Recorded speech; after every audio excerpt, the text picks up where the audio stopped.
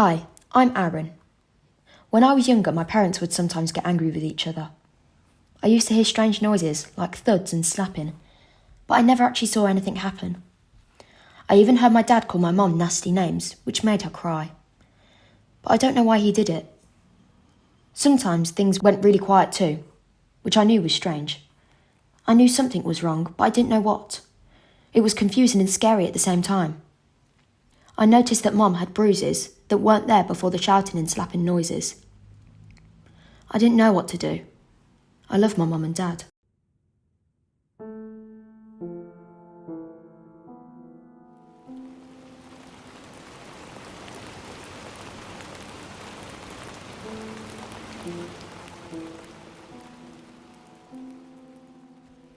Domestic abuse can happen in an unhealthy relationship. There are different types of abuse, so it's important to recognise the signs. A person may be kept away from friends, family, and even school, college or work, have their money, food and social media restricted or checked, be told what to wear and put down, or criticised on their appearance or for what they say, feel they have to do things they're not comfortable with and experience threats of violence if they don't behave a certain way. As I grew older, the arguments seemed to happen more often. One day when I was at school, I was called out of the classroom and the head teacher told me that my mum had died and that my dad had been arrested. My dad was sent to prison because of domestic homicide. I didn't really understand what this meant. Domestic homicide is when one person kills another person within their household or family. Every domestic homicide is different because every family is different. My mum was so funny and loved playing games with me. She made them more fun. When the shouting started, she didn't play with me as much as she did before. I don't know why. Was it something I did? What could I have done to make it stop? You may have a lot of different feelings since the death of your mum, which makes losing your mum harder to cope with.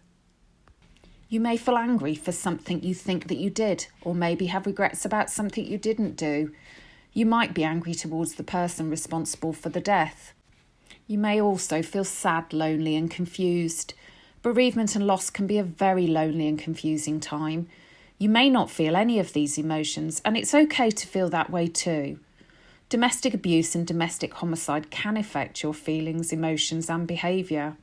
As domestic abuse and homicide can affect your feelings, emotions and behaviour, some people experience trauma. Trauma is when something scary or frightening happens to you that can make you feel unsafe. The response to a trauma can be different for everyone.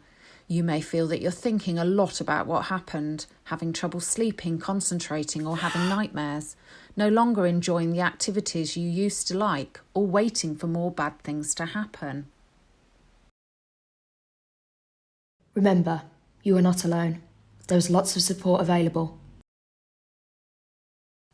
If you have experienced the loss of a loved one through domestic homicide, please visit www.samwell.gov.uk/domestic homicide support.